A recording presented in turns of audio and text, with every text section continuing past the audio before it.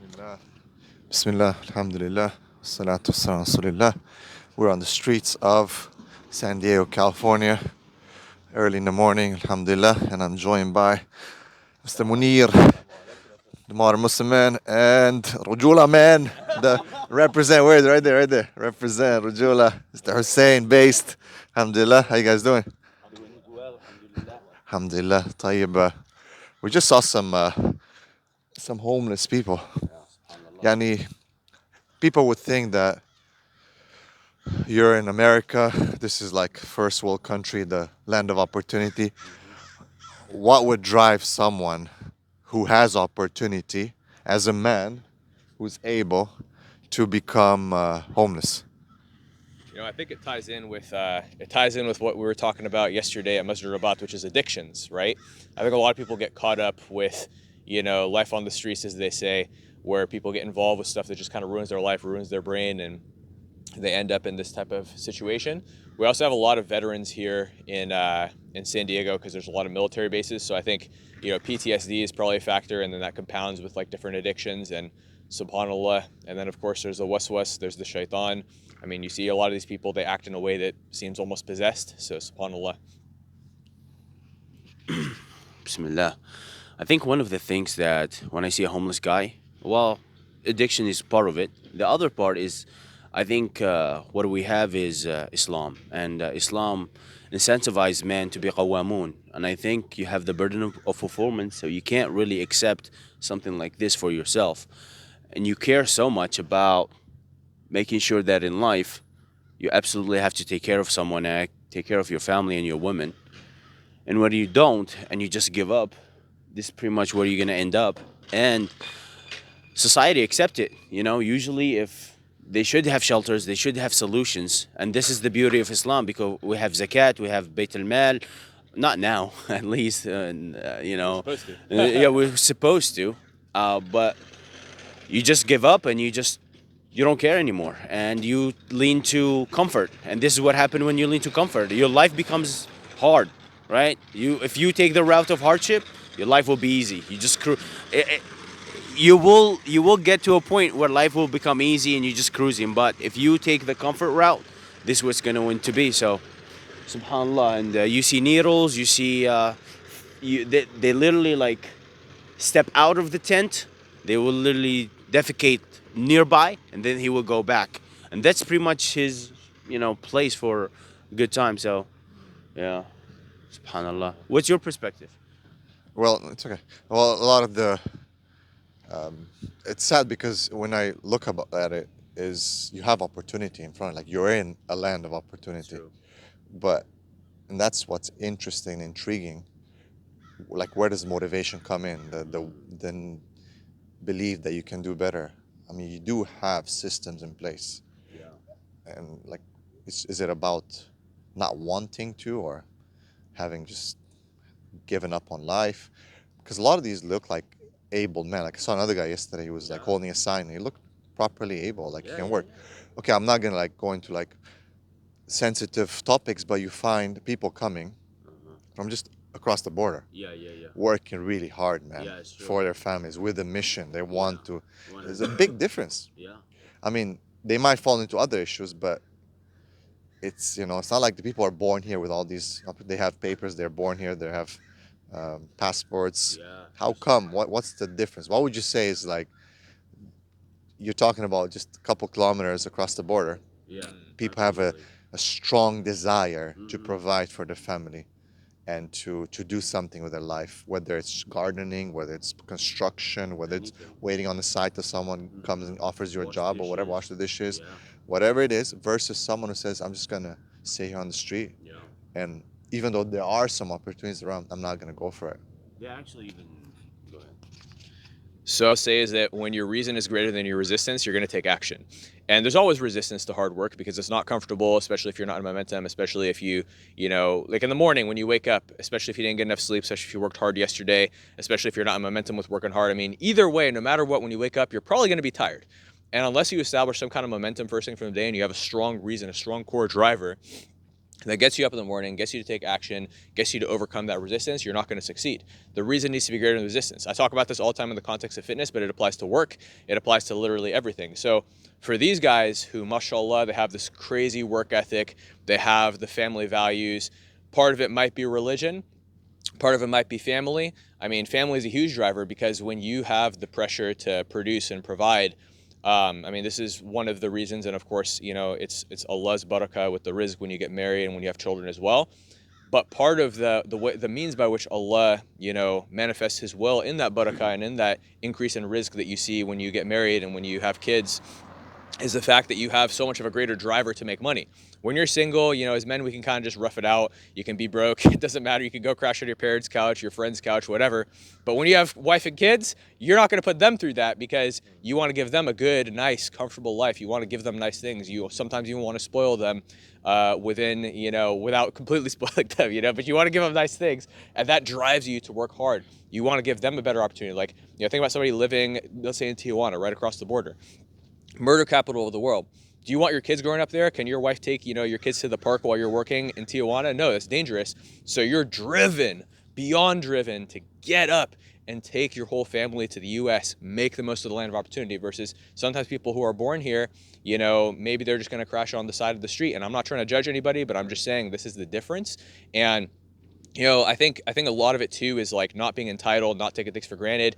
I actually want to tie it in with Deen because I think sometimes as Muslims we need to appreciate that we were born as Muslims. It's not that we need to listen to reverts and what they have to say about how much they appreciate Islam because they don't take it for granted because they had to work through all the emptiness of not being Muslim to find Islam, and once they did, it totally changed their life. So I think there's a huge carryover there. When the reason is greater than the resistance, that's when you're going to take action. Hossein. Bismillah. I think I can speak of this firsthand. I did not jump the border or anything like that, but I am an immigrant. On the record, on the record. No, I'm kidding. On the record. But I think I had. What's the alternative, right? That's what every time I think of. What's the alternative? Okay, back to Algeria or back wherever I came from. But alhamdulillah, as I was weaponized with Islam, that was the first thing that I appreciated the most. And as I came to the States, of course, I did the odd jobs. I washed dishes. I did everything that I could have my hands on. But I never saw it as something low and I knew what's the alternative. The alternative is no good. And I wanted to do something that it will be beneficial, not only to me, but also to my extended family, my family, but to the ummah, inshallah ta'ala. And I think you have to be driven away from something which is maybe hardship, but going towards something which is the goal. And that's kind of like the two things that you have to always apply. But yeah, the mindset of the immigrant is unmatched. And we look at the CEOs of the top companies. Let's talk about Google, Indian. We talk about so many. I mean, Elon Musk is not even American. He's Australian. So but you will have to have that instinctual drive because you could be motivated for a day or two and you feel good and you know you get that rush of dopamine, but then as far as it goes up it will come down. But you have to just be motivated, you have to push, you have to work regardless how you feel. You gotta just perform. And subhanallah, I mean, I would doubt the percentage of people that are homeless. Maybe you would never find I never seen a Chinese homeless guy. I never seen an Indian homeless guy. I never seen maybe a Middle Eastern homeless guy. You know, only the other, you know, yeah, it's only vanilla or chocolate. Or not in that way. I'm not trying to be racist, but this is actually the truth. And I'm saying this not that I like, yeah, it's just no. It's actually they are more less of Arab, they are more less of Indian, they are more less of Asian, and that kind of tells you something. So they are from here. That means that they were born in a car that is already going at 200 miles an hour. So they're not going to appreciate to actually step back because you have this comfort, you have everything. You get comfortable and you feel like, yeah, whatever. Anything is going to happen to me. I'm just going to go outside. They will take care of me. I think that's pretty much the downfall. And You will not see women in the streets, huh? You will see only men. And if you see a woman, there may be one or two. Why? Because every single program out there is designed for women not to stay in the street, to take care of them. And of course, that's the default of society, with women first and children. But we need to understand that men are the building block of society. They are the working force, and I think there should be a solution for that. So Yeah, and I'll add to that too, because I think too, like, as men, there's a responsibility and expectation, and I think every man needs to embrace that, because here we can go over here, because there's a lot of men who sit around feeling sorry for themselves, who are like, oh, why isn't there, more welfare type programs for men, and et cetera, et cetera. Why is it only for women? And yes, I know that life's not fair, but as men, you have to embrace that challenge. I mean, Brother Hussein always says the masculine heart and soul grows through challenge, right? that's it, yeah. And until you embrace that challenge as a man, like there's two ways you can live your life. You can live your life being comfortable in bed, warm, sleep until 10 a.m., wake up, reactive all day long. Or you can get up at 4:30 a.m., splash your face with cold water, take a cold shower too if you want, make wudu, pray tahajjud, ask Allah for everything. Ask Allah to improve your mindset, ask Allah to improve your deen, ask Allah to improve your rizq, your money, your business, your ability to think laterally about money-making opportunities, and your ability to apply for jobs, your ability to go do business stuff, and then go take advantage of that morning.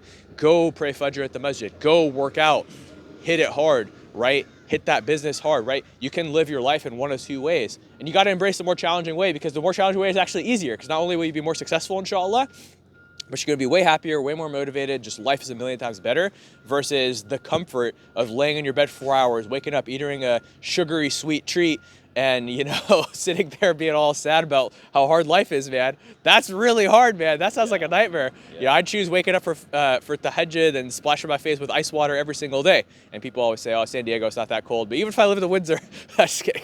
But yeah, alhamdulillah. You're going to be either winning or losing, one of the two. And if you just medium level, you're losing because you're not capitalizing on everything that you can actually do. And you know that. If you're honest, and this is the one thing, you have to stand in the mirror, be absolutely honest with yourself. And this is where actually depression comes through. Depression is the absence of capitalizing on your potential.